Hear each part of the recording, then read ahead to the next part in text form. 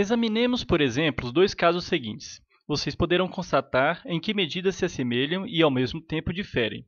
Consideremos o moinho à beira do rio. Nele encontramos certa mocinha, Meg Tulliver, que encarna o valor da paixão e está consciente disso.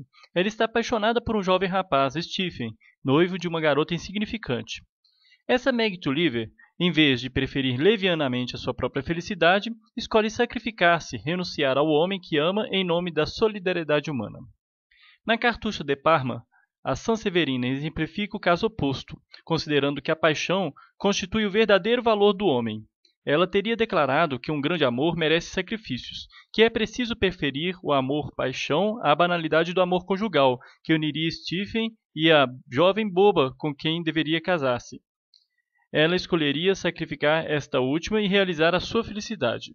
E, como nos mostra Stendhal, ela se sacrificaria a si mesma por uma paixão se a vida assim o exigisse. Estamos aqui diante de duas morais rigorosamente opostas. Eu considero que elas são equivalentes. Nos dois casos, a meta proposta foi a liberdade. E vocês podem imaginar duas atitudes estritamente semelhantes quanto aos efeitos. Uma jovem, por resignação, prefere renunciar ao seu amor. Outra, por apetite sexual, prefere desconhecer a ligação anterior do homem que ama. Essas duas ações se assemelham exteriormente àquelas que acabamos de descrever. Contudo, são inteiramente diferentes. A atitude de Sanseverina está muito mais próxima da de Meg Tulliver do que de uma voracidade inconsequente. Vocês podem, portanto, constatar que essa segunda acusação que nos fazem é simultaneamente verdadeira e falsa. Podemos escolher qualquer coisa se nos colocarmos ao nível de um engajamento livre. A terceira objeção é a seguinte. Vocês recebem com a mão o que dão com a outra. Isso significa que, no fundo, os valores não têm seriedade, já que vocês os escolhem. Argumentarei dizendo que lamento muito que assim seja, mas já que eliminamos Deus Nosso Senhor, alguém terá de inventar os valores. Temos que encarar as coisas como elas são. E, aliás, dizer que nós inventamos os valores não significa outra coisa senão que a vida não tem sentido a priori. Antes de alguém viver, a vida em si mesma não é nada. É quem a vive que deve dar-lhe um sentido, e o valor nada mais é do que esse sentido escolhido. Pode constatar-se assim que é possível criar uma comunidade humana. Criticaram-me por perguntar se o existencialismo é humanismo. Responderam-me, afinal, você escreveu na Náusea que os humanistas estavam errados. Você troçou de um certo tipo de humanismo. Por que razão voltar atrás agora? Na realidade, a palavra humanismo tem dois significados muito diferentes. Podemos considerar como humanismo uma teoria que toma o homem como meta e como valor superior. Há humanismo nesse sentido em Cocteau, por exemplo, quando, em sua narrativa A Volta ao Mundo em 80 Horas, um personagem declara, ao sobrevoar as montanhas de avião, o homem é admirável.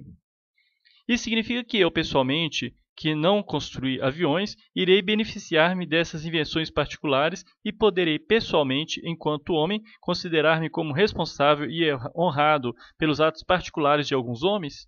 O que supõe que podemos atribuir um valor ao homem em função dos atos mais elevados de certos homens. Tal humanismo é absurdo, pois só o cachorro ou o cavalo poderiam emitir um juízo de conjunto sobre o homem e declarar que o homem é admirável, o que eles não têm a mínima intenção de fazer, que eu saiba pelo menos. Mas não podemos admitir que um homem possa julgar o homem. O existencialismo dispensa de todo e qualquer juízo desse tipo. O existencialismo não colocará nunca o homem como meta, pois ele está sempre por fazer. E não devemos acreditar que existe uma humanidade à qual possamos nos devotar, tal como fez Auguste Comte. O culto da humanidade conduz a um humanismo fechado sobre si mesmo, como o de Comte, e temos de admiti-lo ao fascismo. Este é um humanismo que recusamos. Existe, porém, outro sentido para o humanismo, que é, no fundo, o seguinte. O homem está constantemente fora de si mesmo. É projetando-se e perdendo-se fora de si que ele faz com que o homem exista. Por outro lado, é perseguindo objetivos transcendentes que ele pode existir. Sendo o homem essa superação e não se apoderando dos objetos senão em relação a ela, ele se situa no âmago, no centro dessa superação. Não existe outro universo além do universo humano, o universo da subjetividade humana.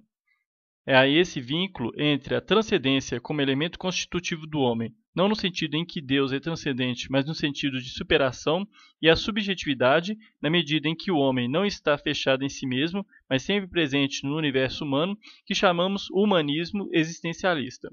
Humanismo porque recordamos ao homem que não existe outro legislador a não ser ele próprio, e que é no desamparo que ele decidirá sobre si mesmo, e porque mostramos que não é voltando-se para si mesmo, mas procurando sempre uma meta fora de si, determinada libertação, determinada realização particular, que o homem se realizará precisamente como ser humano. Após essas reflexões, vemos que nada é mais injusto do que as acusações de que fomos alvo. O existencialismo nada mais é do que um esforço para tirar todas as consequências de uma postura ateia coerente. Esta não pretende de modo algum mergulhar o homem no desespero, mas, se tal como fazem os cristãos, se decide chamar desespero a qualquer atitude de descrença, nossa postura parte do desespero original. O existencialismo não é tanto um ateísmo no sentido em que se esforçaria por demonstrar que Deus não existe. Ele declara mais exatamente: mesmo que Deus existisse, nada mudaria. Eis o nosso ponto de vista. Não que acreditemos que Deus exista, mas pensamos que o problema não é o de sua existência. É preciso que o homem se reencontre e se convença de que nada pode salvá-lo dele próprio, nem mesmo uma prova válida da existência de Deus. Nesse sentido, o existencialismo é um otimismo, uma doutrina de ação, e só por má fé é que os cristãos, confundindo seu próprio desespero com o nosso, podem chamar-nos de desesperados.